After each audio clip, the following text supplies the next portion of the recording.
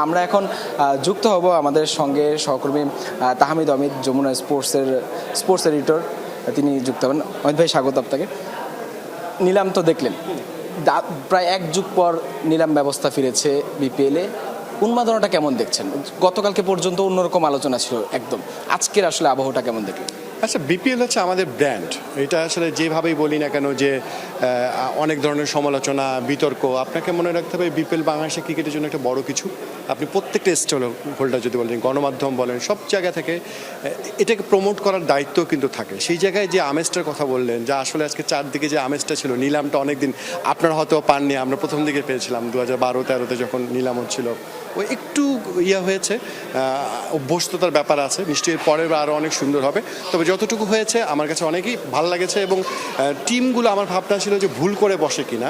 আমার মনে প্রত্যেকটা দলে যেরকম চেয়েছে কাছাকাছি টাইমের ক্রিকেটার তারা ডাকার সুযোগটা পেয়েছে। গতকালকে পর্যন্ত ফিক্সিং নিয়ে সবচেয়ে বড় আলোচনা, ফিক্সিংয়ে অভিযুক্ত যারা বা যে রেড ফ্ল্যাগ যাদের নামে এসছে তাদেরকে বাদ দেওয়া হয়েছে।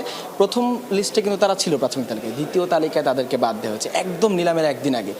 আপনি কিভাবে দেখলেন? সব মিলে আপনার কাছে কি মনে হয় যে এই বিষয়টা আসলে কিভাবে আসা উচিত ছিল বাইরে, বা সেটা সঠিক প্রসেসে আসছে কিনা? আমি কিন্তু সবসময় বলেছি যে ফিক্সিংয়ের এই বিষয়টা তারা কিন্তু প্রমাণিত কেউ না। বিসিবিও কিন্তু বলেনি যে তারা অপরাধী, তারা কিন্তু অভিযুক্ত, সাসপেক্টেড। হ্যাঁ, এবং তারা কিন্তু ক্রিকেট থেকেও নিষিদ্ধ নয়। শুধুমাত্র বিপিএলে তারা, যেহেতু বিপিএল নিয়ে কথাবার্তা হচ্ছিল, সেহেতু বিপিএলে তাদেরকে বাদ রাখা হয়েছে, এটা বিষয়।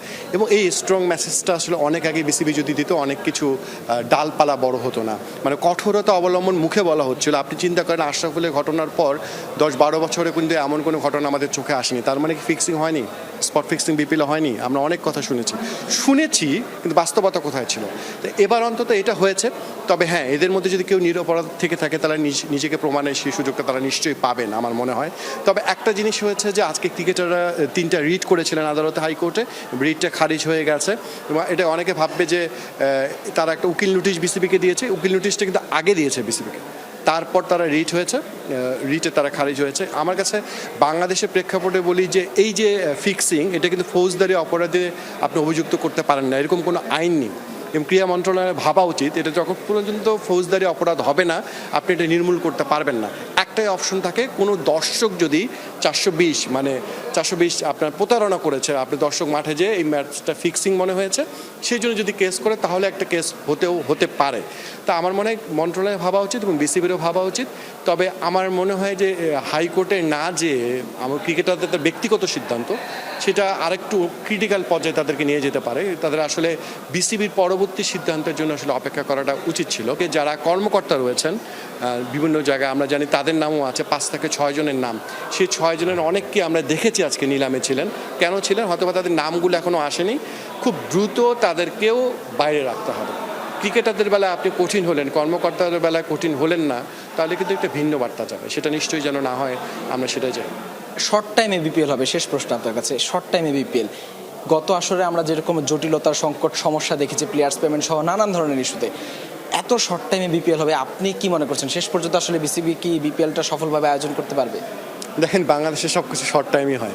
এর আগে যে 1-2 মাস আগে নিলাম হচ্ছে, তাতে যে অনেক কিছু হয়ে যেত তা কিন্তু না। এই কাজ কিন্তু 15-20 মিনিটে হয়। আমাদের সব কাজে আমাদের অভ্যস্ত, শেষ মুহূর্তে কাজ করতে অভ্যস্ত। হ্যাঁ, বাসায় গেস্ট আসবে, 7 দিন ধরে প্রস্তুতি নেই না, আগের দিন রাতে আমরা প্রস্তুতি নিই। ব্যাপারটা এরকম, একই অবস্থা এখানেও।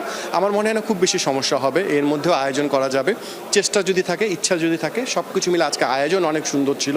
আমি আবারও বলছি, বিপিএল যতটুকু আমাদের জন্য অনেক বড় বড় ক্রিকেটাররা, খুব বড় ক্রিকেটার নাহলে যে ক্রিকেটাররা আসবেন, মেইন হচ্ছে যে আপনার ক্রিকেটটাকে প্রমোট করা। এবং যে ফিক্সিংয়ের কথাটা বলছে, এটা দূরে রাখার জন্য অ্যালেক্স মার্শাল কাজ করছেন, সিআইডি 2 জন সদস্য প্রত্যেকটা টিমে কাজ করবেন। এই বার্তাটা খুবই ইম্পর্টেন্ট যে ফিক্সিংয়ের ক্ষেত্রে জিরো টলারেন্স, শুধু মুখে না, ব্যবহার করে দেখানো এবং মাঠের ক্রিকেটটা ভালো করা। সেটা নিশ্চয়ই আশা করি হবে।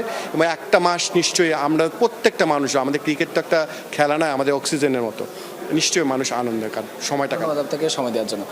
সঞ্জনা, শুনছিলেন আপনি বিপিএল এর সবশেষ আপডেট, আমরা কথা বলছিলাম। এবং এখন চলছে বিদেশি ক্রিকেটারদের নিলাম, হয়তো আরও ঘন্টা 2-এর মধ্যেই বিপিএলের এবারের আসরের যে নিলাম সেটি হয়তো শেষ হবে, এবং কে কোন দল আসলে কাদেরকে আসলে দলে ফিরিয়েছে সেটা হয়তো আমরা জানতে পারবো কিছুক্ষণ পরেই। সঞ্জনা।